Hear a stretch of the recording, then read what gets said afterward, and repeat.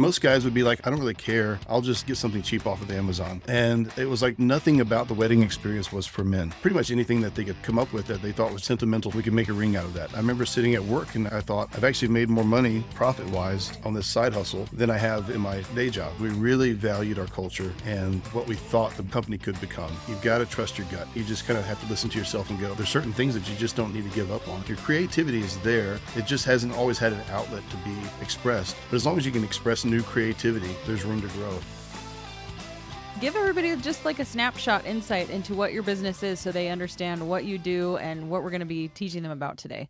Yeah, so my wife and I co-own a company called Rustic Main, like Main Street. We started in 2016, just basically selling wedding bands for men made out of wood, historic woods, unique materials, and things like that. That company took off like a rocket, and we've been trying to keep up with it ever since. And so now here in 2025, we've got almost 40 employees. We're in 4 different buildings here in the little Huntersville, North Carolina area. And yeah, so it's just been kind of a whirlwind, but a lot of fun and a lot of lessons learned along the way. And so just glad to share however I can. Amazing. All right. So where did the skill set come from with Handmade? I mean, even just the industry you're in, was there background there? Was it something you just picked up as a hobby that then turned into a business? That's a really good question. So I was always a tinkerer. I'd done woodworking and things like that my whole life just for fun or for necessity. And so I wasn't afraid to just try things out. And at the time, let's say back in 2015 or so, maybe late 2014, I was working as an IT guy, writing code, doing blogs, different things of that nature, doing a lot of typing. And so my regular wedding ring started to feel cold and heavy on my hands. I started to get like a carpal tunnel type of thing. And so I thought I needed to wear something, but I don't know what. And my wife was like, I think 6 months went by with no ring on. And she was like, you need to put something on. I said, I know. So I had some exotic wood in the garage. I went and drilled a hole in it, shaped it out into a ring, just kind of really quick, and wore that out. And that day, or maybe the next day, I started to get questions asked about it. And someone wanted me to make one for them. And so this notion of the entrepreneurial spirit was already there. And the woodworking expertise, or not expertise, but the woodworking experience was there. It just needed to kind of get that process down. And so it took about a year or so until we launched in April of 2016. That's amazing. Love the woman that's saying, put a ring on it. Come on. That's right. What are we doing here? Yeah. She was totally right too. Yeah. Yeah, she was. And who would have known that would turn into a profitable business? So that is, I'm assuming, like the full-time thing that you do now. It started as a side hustle. It is your full-blown lifestyle business, right? Yeah. To give everybody kind of a timeline really briefly, we launched in April of 2016. And then by the end of 2017, I quit my job. So I had a 6-figure job as a software dev. And we had about 9 people working out of our house. Wow. So it was just craziness. It took off really quickly. We hit the market at the right time with something kind of unique. And since then, we've expanded into, rings that made of gold, silver, titanium. We also do a whole line of engagement rings as well. And so we've just grown really, really quickly, and it's been a lot of fun. And my wife did come from a jewelry store background, but everything that we do is, I don't want to say anti-jewelry store, but it's very different, very boutique and sort of niche. And so we try to stay away from what we think is probably a popular jewelry way of doing things and sort of just do our own sort of thing. And it seems to be working. Yeah. Obviously you have a website, you guys sell online. Where are most of your sales coming from? Are they online sales? Do you have a big presence there, or is it still more from the brick and mortar? No, the brick and mortar is fairly new, actually, just opened up. We technically opened up in January of this year. So most of our sales are online, and we're just trying out. We kind of did the reverse of what most jewelry stores do. They usually start brick and mortar, and then they don't know how to go expand online. So we did the opposite. We started e-commerce, and that's still our main thing. But we love interacting with people, face to face. And so we want to open up more retail stores, and have had this vision for a while. Things kind of slowed down and got crazy during the COVID period with lockdowns and all that. But we're kind of back on track now, and we've got a pretty good vision of what we want to do and how those stores would go. We're just sort of piloting it right now. And I don't know if you and maybe some of your listeners might be familiar with the name Luke Combs.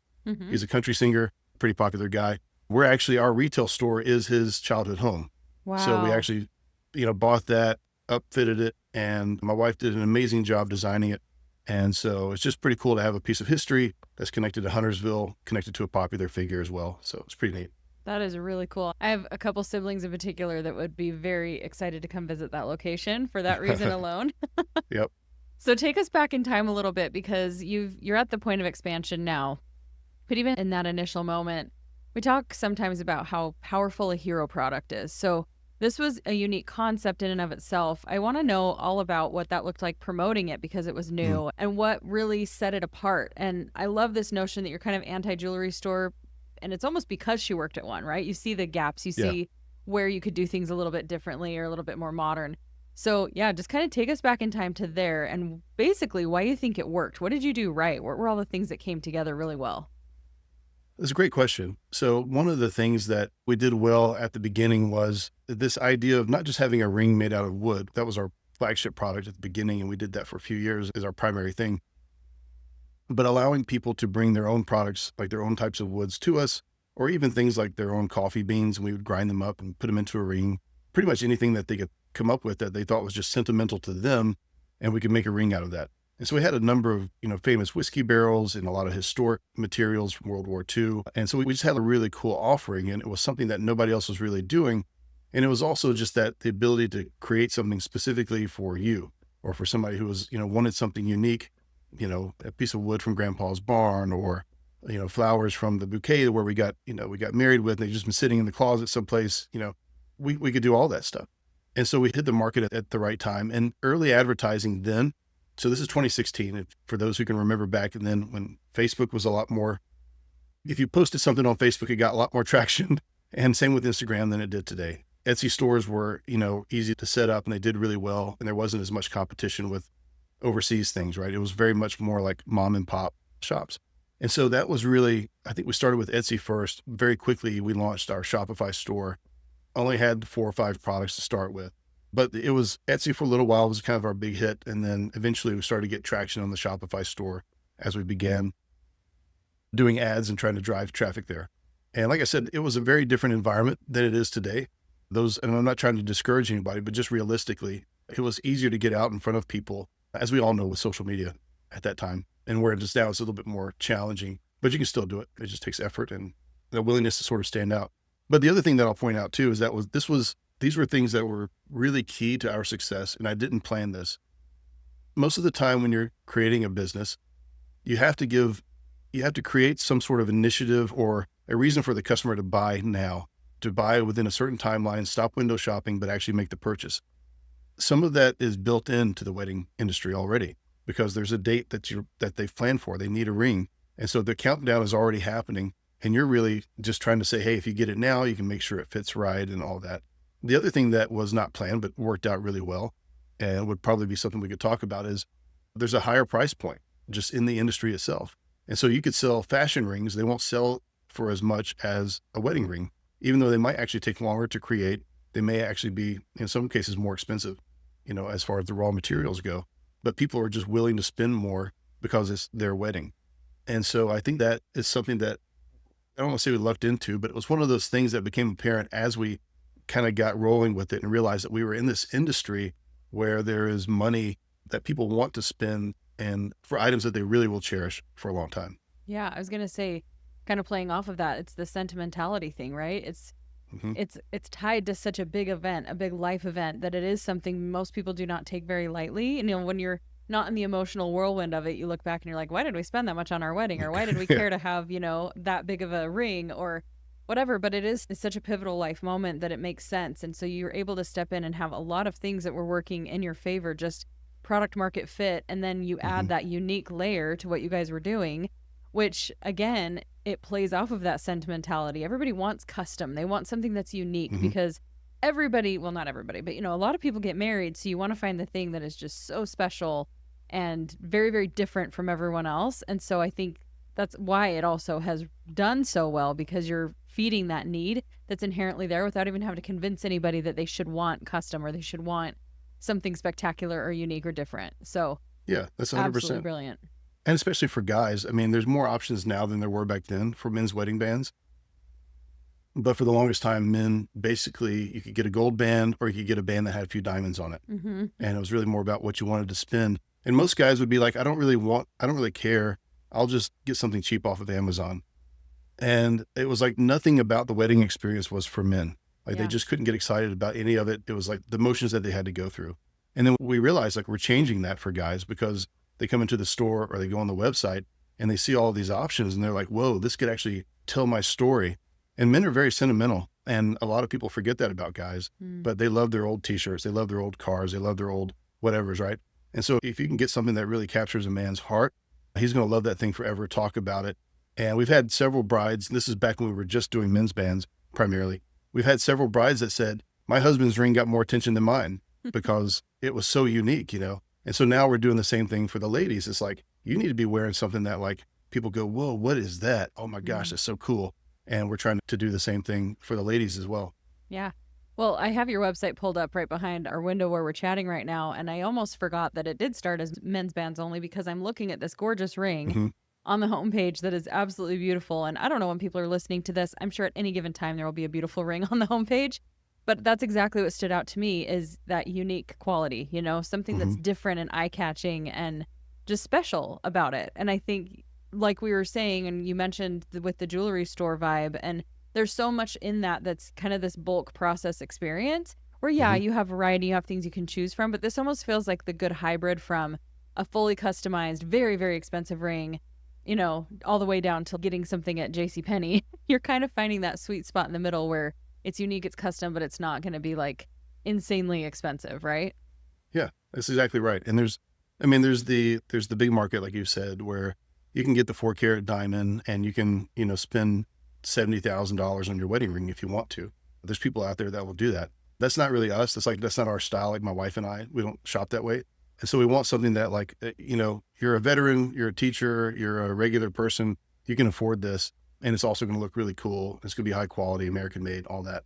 But if somebody wants to come to us and say, hey, Mike, I want the $50,000 natural diamond ring. Yeah, we'll do that too. But we specialize in just, yeah, affordable, cool, very approachable items. Yeah. So going back in time again to that point where you started, you made this, you found this was a solution for yourself and then started selling those initial pieces. What did production look like? Because it's American made, it's a very unique process. What did it look like to even develop systems to produce this on a larger scale? Yeah, that's great. So one of the things that I knew from the very beginning, I'd had some fits and starts with a couple of different entrepreneurial things, and it was always just me based. Like I had to do all the stuff, and you just get burned out. You just get like, Hmm. I can't do it all. I'm working a day job. I'm doing the side hustle too, and I'm getting worn out. And so I knew from the very start, I was like, I want to get this process down because I'm geeking out on this and it's a lot of fun, but I want to be able to hand this off to somebody, and I want to actually build a business with this thing. And so it was really important to figure out like, how do we actually make a ring the right way? And what are those process? How do we, you know, what do we need to know to do that properly and put some processes in place and start training some people? And Hmm. so, like I said, we launched in April of 2016, but by January 2017, we made our first hire. And at that time is our friend Jeffrey, he still works for us. And I was like, Jeffrey, do you want to come make rings with us? And he was like, okay, you know, I'll try. And I still hadn't had the process down yet. And so I would actually still have to go to like work during the day, and Jeffrey would come and make some rings, and I would stay late at night and get up early in the morning. And it's that early startup phase type of stuff that everybody goes through. But it was with the outlook of we want this to be successful and we want the customer experience to be amazing, even though we're just working out of our garage. And we want to get these processes down there so that it can have repeatable quality time and time again. And Hmm. so that was just key. That was part of the mindset from the very go. Yeah. So it grew pretty quickly, as you said. Was it profitable pretty quickly too? I mean, were you able Oh, yeah. to, like, because the significant value is on the uniqueness, right? It wasn't like Hmm. because you had these expensive materials, it's a small product, it's easy Yeah. to ship. Were you initially selling this to people you already knew, like local markets, or was it immediately online and running? I know you mentioned Etsy and everything. Hmm. So did that just kind of pick up traction rather quickly as soon as you got those things listed? It did. Etsy. So we launched in April. We had a sale that month. And then by the end of 2017, by the end of 2016, I had more orders coming in than I could make myself. Hmm. And part of that was because I didn't have the process down, but I'm also working a full-time job.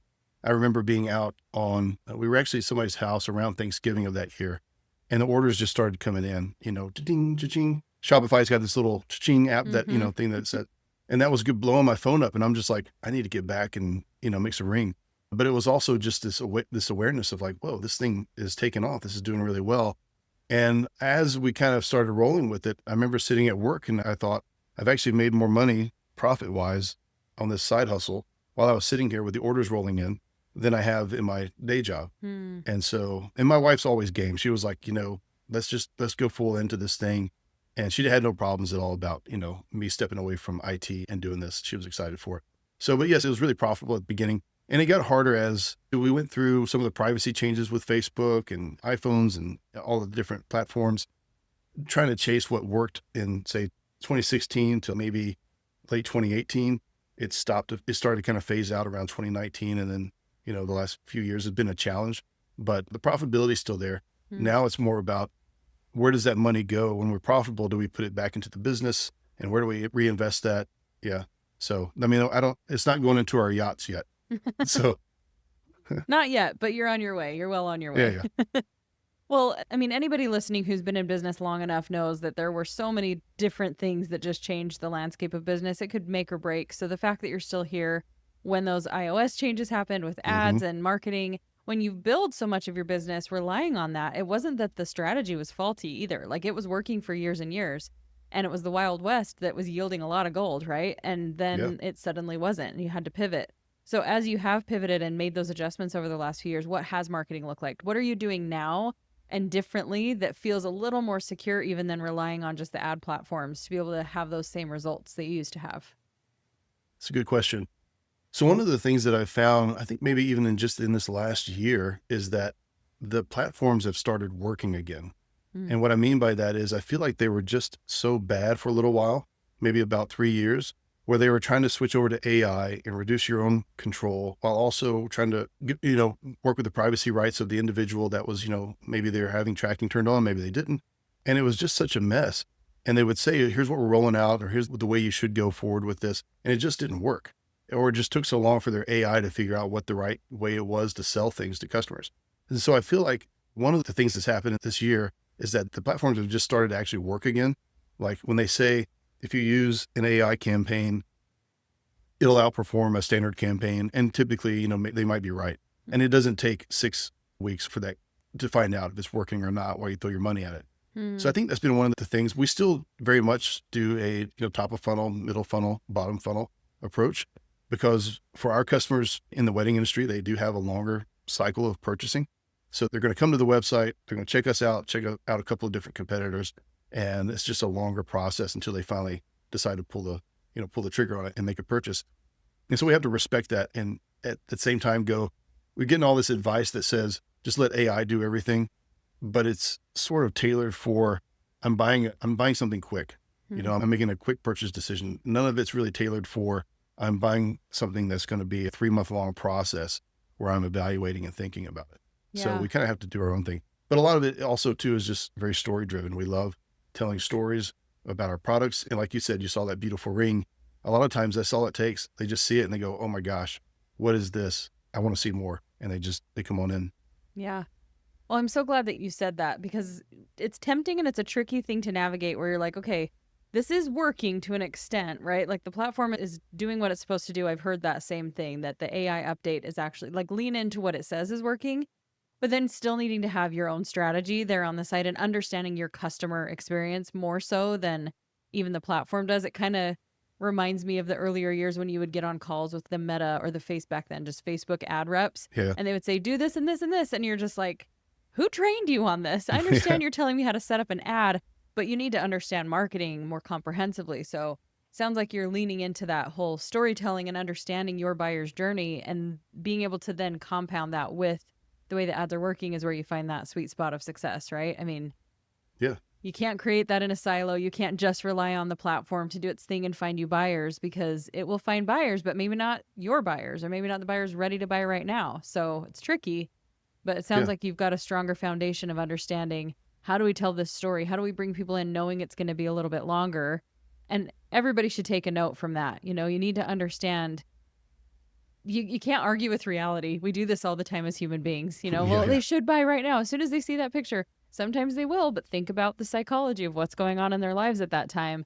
Let's work with that instead of against that. So I'll give you a perfect example of this. So a few years back, we were told for the longest time that we needed to have plain white backgrounds for our products, and that it would perform better on Google. It'd be less distracting for, people browsing the site. They could actually just focus on the product themselves. And I remember we tried a few and I thought, this just looks terrible. I hate everything about this. It's not us. We want to showcase our products like in an environment. And, this is the image of the kind of person you want to be when you wear it. It's not just the product itself. This is not Amazon. But I said, you know what? We'll try it out. Maybe I'm wrong. So we did. We actually took pictures of all of our products and put a plain background on them, and it was terrible. The sales went down, and I said, let's take a few of these products that aren't selling well, put the old pictures back on and see what they do. And next thing you know, they start selling again. And I said, from that point forward, I was like, you've got to trust your gut. At some point, you just kind of have to listen to yourself and go, maybe I've not worked with 15, 25 different companies marketing their products, but I know this company, I know what we're trying to do. Mm-hmm. And there's certain things that you just don't need to give up on. And so if your gut's telling you, this doesn't seem like the right direction for us, it might not be. And definitely if you're going to test something out that's somebody else's theory that you're not sure about, do it on a small scale. Don't replace all of your product pictures, do a small little test first and be like, oh, this is actually helping performance versus, making big changes. There's so many variables that it sounds ludicrous. And I know a lot of people do it though, to think of, let's try a whole other thing when you're literally looking at that one factor. If you just change everything, it could be that maybe the picture worked, but everything else didn't, or it was just calling in the wrong buyers. And so I love that you mentioned that, because I used to do ads for people. I would set them up, and the value was always have your core campaign and then always be testing something, but don't try to test every variable all at the same time. Yeah. You'll never find the solution. You'll always be confused and you'll be chasing rabbits all over the place. So, and I'm looking again, I'm scrolling the website as you were talking, and that is actually part of what stands out about that picture of the ring on the homepage is it being on someone's hand, and it not just being the hand, right? Like there's a whole aesthetic going on. And then as you scroll down more, each photo is framed differently. You're not just looking at stock. It almost tells a story. Like every setting that each piece is on communicates an energy. It communicates an essence. So I'm not shocked at all that you sell really well online, because I'm looking at this like, okay, I want that one and I want this one. I'm going to be sending this to my husband. I got to give a shout out to our photographer, Lindsay, who's done most of those. Also our photographer, Christopher, he's also our videographer. And so if you guys see stuff out, it's not just me taking pictures anymore. We've got an awesome team that's doing that. So they've got the style down, and they really do think about it. Some of the pictures you'll see, there's a letter under it, like a note. And it's actually a World War II letter that was sent from, a husband to a wife. And we found it in a shop here in North Carolina. Wow. And it's like, and it's actually a whole stack of these letters. Are super touching, but we use like real stuff there to sort of communicate history and love and all that. And so there's a lot of behind the scenes stuff that's happening to create those photos and to give that lifestyle image that you see. My gosh. Yeah. I could sit on here all day. This is like a Pinterest board in and of itself. Just the aesthetic is so gorgeous. So I love that you're giving credit where credit is due to your team. Let's talk a little bit more about that scaling journey, because you hired someone pretty early on. You recognized, I can't do this all by myself. And now you have a pretty good sized team. The business is much bigger.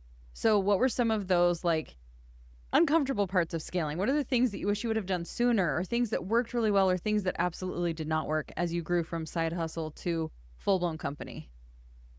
Yeah, I guess one of the things, and every business owner will tell you this, once they've gotten past a few levels, is that the people who want to be a part of a really small in-the-home business with very lax rules and sort of like you manage your own schedule, that might not work when you have to go into like more of an official state where there's more processes, where there's dress codes, where there's clocking in and all that kind of stuff that you would expect. It doesn't necessarily mean that they're a bad person. It's just they might not fit. And one of the things that I just didn't know that was a thing until we got to that next level. And you're like, man, I hate to let this person go, or, it used to be so awesome. What happened? And then you read some books or you listen to some podcasts like this and you go, oh, people just aren't made for every stage of that journey. And so you have to love them where they are, appreciate them. But at some point you might have to say, hey, look, I know you started with this from the beginning, but this is not really a good fit, where we're going, and have those uncomfortable conversations. And so that's always a challenge. And I think one of the things that we did well, but I know a lot of business owners don't, but one of the things that we did well at the beginning was we really valued our culture and what we thought the company could become. And so from day one, we tried to hire people that we thought are just good people that we want to work with. And that was because we valued a business that really didn't exist yet, but we could see what it was going to be. And I would say that's my advice to anybody who's just getting started. Maybe you've got one person, maybe you've got a few people, but hire for the business that you want to have in 2 or 3 years, not for the, well, who's going to want to work for me? It's just a small side hustle. Well, I don't know what I have to offer. I don't have any benefits, really bring people on that are excited about the vision of the company and people that you just love to work with. And so I think that's something that we actually did pretty well. My wife and I have very different personalities. And so when we interview people, we'll both pick up on different things. And if we can agree, then we got a good candidate. So. Well, and something that's really important about what you just said is you need to find people that align with the vision or who can be there for Hmm. the long haul.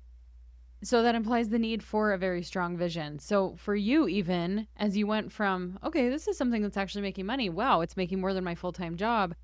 Where did you kind of step in and say, I need to think a little bit bigger about this, not just in terms of income, but how did you create that vision? And is it similar now to what you would even cast years and years ago as you first started?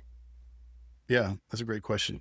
So when we first got started, I thought, I want to have a really small company, maybe 8 people, and that's it. Because I thought if we get more than that, it's just too many people and culture is going to go crazy and it's just not going to work. I actually got really inspired. I had a podcast interview that I did back in 2019, I think, at Dave Ramsey's facility. Ken Coleman did the interview, but it was Dave Ramsey's new facility. And he kind of went from being just a Dave Ramsey thing to having all these other personalities that are part of it. And just seeing how it had grown and the sort of the culture there, I was like, wait a second, you can actually have a large company, Mm. but like where people like treat each other well and other people who lead and all that. So I was really inspired by that to just go, well, maybe we could have something larger. And, what would that look like? How would we do that? How would we pull that off? And so we're really just trying to keep attention on just the culture itself. What does Rustic Main mean internally? And so we try to keep that core focus. But as far as the vision goes, in terms of like, how many people do we want to hire and how big can we get? Once we realized that, like, I guess maybe after we hit the $1 million bracket, and then, the next year, I think we did, close to 2 million, and we just kept kind of climbing. It was just sort of like, oh, wait, like the engagement ring and wedding band industry is like a $2 billion industry just in the US. And we're just like a small little fraction of that. Why can't we be more? And what would that look like for us? And so now we're talking about more retail locations, possibly doing event centers, like event venues and stuff like that as well. So the vision has just gotten larger and larger. And really, it just depends on, company growth and if we can pull it off or not. But I think we Yeah. can. And it just keeps evolving, right? Like I see this as pretty common theme among CEOs, founders is you start with a vision and that's why it even gets to where it does. That's why it gets off the ground because you can kind of see that there's something here. And then that vision continues to expand and you get little evidences and nudges. Wait a minute, there's like more that's possible. And I used to think that having a large company meant that it would look like this or that I would be miserable or work so much harder. And now you're seeing evidence of that. And so you're able to make those pivots. And as the vision expands, it's just crazy how the people and the things show up to be able to support that to make it grow bigger. Not always. Yeah. Sometimes the vision is to stay smaller, but it's incredible that as you open that up and as you lead out on that as the CEO, then things line up. It all comes Hmm. together and that is your job is to keep increasing that vision or staying true to that vision so that everything can continue on course and be able to serve the people that you're there to serve. It's really cool.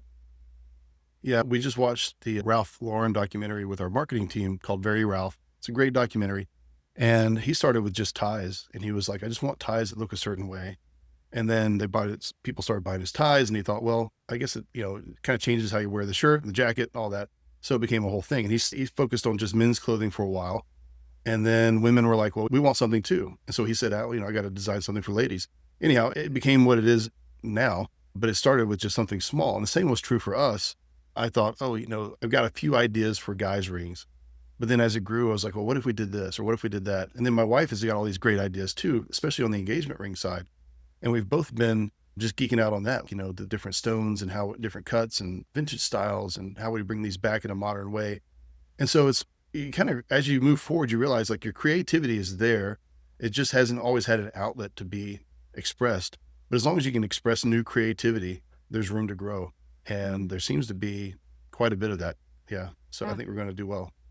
Yeah, I think you're doing pretty well so far, and I think you're only going to continue to do that. So you have these brick and mortar locations. So even as you talk about expansion and how, you started small, now you have so many more products. Do those stores look like just jewelry? Do they look like the things you find online? Are you expanding even more with the brand in that way where you're introducing a more diverse range of products? Yeah, we definitely want to. So we have one retail store now, and it's got our rings in there, and everything is basically ring focused Mm. currently. We are probably sometime next year, we'll get into some signet rings, which I think is kind of cool. They need to come back if they haven't had one already. So we've got a lot of ideas around that. But we also want to expand into, pendants, earrings, and all the more traditional jewelry offerings. And I think that'll be helpful too, because right now we're sort of the customer comes to us one time, hopefully, to buy their wedding rings. And that's, that's it. Maybe they come back for an anniversary ring down the road, but we want to be able to offer more things and of course be able to showcase those things inside our retail stores as we grow. And then we also want each retail store to have its own unique experience. So it's not like if you've been in one jewelry store of a certain brand, you've probably been in all of them because they try to model them all after what they think is successful. We want to model them after what we think is cool. And this, which is a bit of an unknown. If we open a store in Austin, it's going to look different than a store we open up in Franklin or Nashville or later here in Charlotte someplace. And so it's, we just want to be able to do things that we think are just unique. And it becomes an experience for the customers that's even beyond just the jewelry itself. They want to come and see your location, even if they could see the products online. That's what we're really excited about. Yeah. Have you guys tapped into, as far as marketing goes, I know it's been primarily ads and things like that, but influencer marketing, or what has that looked like to find those evangelists of your brand? Because it is a typical one-time purchase. So I would assume there's a lot of referrals that are happening. Like, how much has that fed into your business? Yeah. So we really just kind of started to hit the ground with that this year. And because one of the challenges are, we don't want to just send a ring to somebody who just has a lot of followers and they just want a product and plus some payment on the back end and, some sort of affiliate code. That doesn't really do it for us. We really want somebody who's actually like in that stage where they're getting that wedding, they're getting engaged or they're getting married or getting an anniversary band. And it's a legit thing like that's happening. And we love it when they're, they don't have to be a mega celebrity. They can just be, sort of a micro influencer, but somebody who's going to be honest with it. Right. And so that's been one of the challenges is just finding people who are like in that particular stage of life where they're getting married. They're also a great brand fit. We just think they're a cool person and we want to get a ring to them. But that's been going well. So I think over time that will just continue to roll. Yeah. It's pretty impressive to me that that's only a new development because, I guess every business has its lifeblood of the way that they've been able to grow and expand. And I think you're right in the caution that you approach influencer marketing and referrals with, because you have such a high-end product that it's not one that people are just linking to for the masses. So that's important to consider. But to be able to have gotten where you are in such an organic way is actually really incredible. And how much of like you and your story is layered into the brand? I know you're out doing podcasts like this, but even when people look at your marketing, how much of that core story of the brand is there present in the sales process? So whenever somebody makes a purchase, it's my email that goes out to them and says, hey, appreciate you being part of our family and making a purchase from us. It's not as much as it used to be. Apparently I was a little bit too much like in their minds because they would thank me like on the reviews. Mike did such a great job making my ring. And no, we've got a whole team internally that makes rings. They do a much better job than I ever did because they've made so many more and they're so gifted at it. So I'm a big part of that. I appreciate, that people are aware of who I am from that standpoint. But the story behind the business, we try to get that out there. One of the questions we always get is like, where did the name come from? And, how did you get started and all that? And so that's one of the things that like, I feel like, oh, we're not doing a very good job if people don't know those things. But yeah, we really try to get that, out there. But it's also a challenge because it's like, how much of it are you trying to sell your story as a brand versus in the limited amount of time that you have to engage with the customer, tell them that you want to help them enact their story better, which is really where we try to focus. And so if we can tell them, hey, look, we're here to help you with your journey and your story. And then once they kind of come in, then we can tell them about our brand. But I get what you're saying. I feel like what we're doing is so unique and so different that I feel like we should lead more with here's who we are, what we believe, how we started and all of that. And I think that would be a really good and fun approach to test out. Yeah. Just for your organic content, even just to have it there pinned to your Instagram profile or something along those lines, that or somewhere on the website that people can come back to, like, how did this start or who are we? Because it is a cool story to connect to, and then they see themselves in that. I think overall as a brand, people can come on there and they can feel that energy and even understand a piece of that story without hearing the origin story. And they see themselves, they see their story, even as looking at these products on the internet, which is really, really impressive. And it takes a lot to be able to capture an entire story and an aesthetic and everything. And you're doing great at that. But yeah, I think there's a lot of power there. And maybe even this isn't meant to be like a marketing coaching session by any means. No, this is great. I'm That's like, fantastic. Yeah, let's talk consumer mindset here, because where you have had to rely so much on paid advertising and there's more of this push now to organic storytelling, like brands are so much more forward facing, not just as a brand and a company, but like, let's put some faces to this. And I think even if you captured those stories without it being affiliates, but user generated content, I don't know how much you've utilized that in your Yeah. organic pieces, but people sharing their stories of how it impacted and what it means to them. And I don't know, are you already doing something along those lines?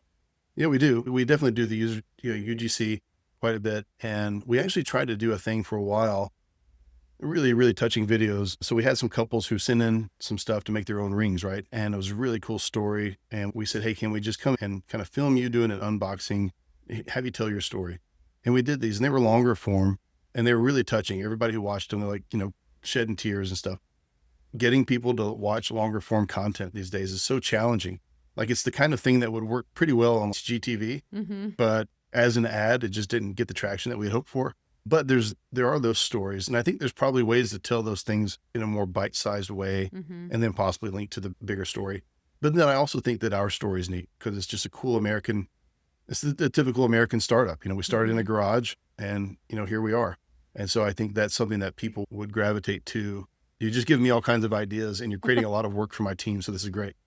Tell them sorry in advance, but I hope that it leads to lots more millions of dollars in sales as you take more of your piece of that pie in the jewelry industry, because you should. I really am so enthralled by the beauty of the pieces, and they just need to reach more people.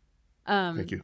Yeah. So let's kind of just wrap up a little bit. Any other tidbits that you would share when it comes to scaling a handmade product business? You've talked about the team culture, even product expansion, how you started small and expanded. Anything else that you feel like we left out that you feel like people should know? You got to have somebody on your right hand, I think, as a business owner to help you see where your own challenges are and just to look at things differently. My wife, Summer, is definitely that. I mean, she's just been right there, helping with the processes and design and company culture and all those things. And so if you're not working with your spouse, or whatever, that's fine. Maybe even preferable, because sometimes it's a challenge. You just talk about work all day, but you need to have somebody in your corner that can be honest with you and that isn't a yes man, doesn't think like you do. And I'm really fortunate, to have her and to be able to work together on that. And so I think that's a big part of scaling. And then even these conversations too, with folks that are just like, give me your honest feedback on my brand and what do you think when you come to our website? Like that stuff is invaluable, even whether it's someone who's got the marketing experience or not. It's just like, tell me what you think. What am I missing? And they'll point stuff out that you never thought about that should be there. And I think those things are key. And the other thing I would say about scaling is get that vision, write it down, decide what you want your company to be, and let that be your target. And then decide what you need to do to make that possible. If you're starting out with a product that, let's say, isn't as profitable as, say, a wedding ring is because that market, doesn't support it, determine other ways, maybe look at other markets outside of what you do to find ways to increase the value or increase, the take home, the checkout, the purchase amount or lifetime value from your customer. And this is what entrepreneurs do. We just look at it and say, I really want to sell this thing, or this is a really cool product, but I don't know how to make it work practically, as a business. You get in there and you just try stuff. But a lot of that just comes from the vision first. You got to decide where you want to go and what's possible, and don't limit yourself, like we did in our first couple of years. We were kind of like, well, we'll probably have a small business. And if I'd had the confidence that I have now where we are back then, we'd probably be twice as far, as we are as a company. Yeah. Yeah. I mean, I always say your business is only as good as you, right? Your business can never outperform you, your internal operating system, your level of belief in yourself and your level of vision and ability to dream big. That's the only cap. It's the only limitation. So as you expand, then your business will inevitably expand if you want it to. So I love that. That is great ending advice. Where's the best place for people to come? I know they're itching and curious to go see the website because I've been raving about it and they need to look at these pieces. Even if you're not getting married, just go buy yourself a beautiful ring because it's gorgeous. Yeah, they are. They're really cool. And so Rustic and Main, like Main Street, a lot of people hear that and think we're up in Maine. No, it's just like, we just kind of want to have those two tie-ins, the sort of the rustic lifestyle, but that Main Street kind of gorgeous, old school Americana stuff where people have that style. So we bring those things together, and you'll see that when you go to the website, rusticandmain.com. Amazing. Any other place that they should connect with you if they want to talk business or learn more about your story or anything that you offer? Yeah, just search us up. If you just put Rustic and Main podcast, I'm on a couple of different podcasts. You'll hear different stories about our business. So, you guys being entrepreneurs yourselves, you're going to love all these different perspectives. And if you go back at some point, you'll see a video of me quitting my job, which is pretty fun. So back in 2017, around July, I think 2017. I was driving in and I said, this is my last day. And it was a really, really fun, slightly scary, but really, really fun time. And I think if you're an entrepreneur and you're at that stage where you're ready to make that leap or you want to make that leap, seeing things like that can just be really invigorating and inspiring. Cool. I'm excited to go search that out. Thank you so, so much for sharing everything that you have. You are a wealth of knowledge. It's like we said actually, I don't know if I said this with you. I said this with someone else. It's fun to just riff and share stories when somebody knows their stuff, and it makes it so easy to be able to share value with our listeners. So thank you again. You're a great host. You'd asked some really great questions and we riffed really well. So thank you.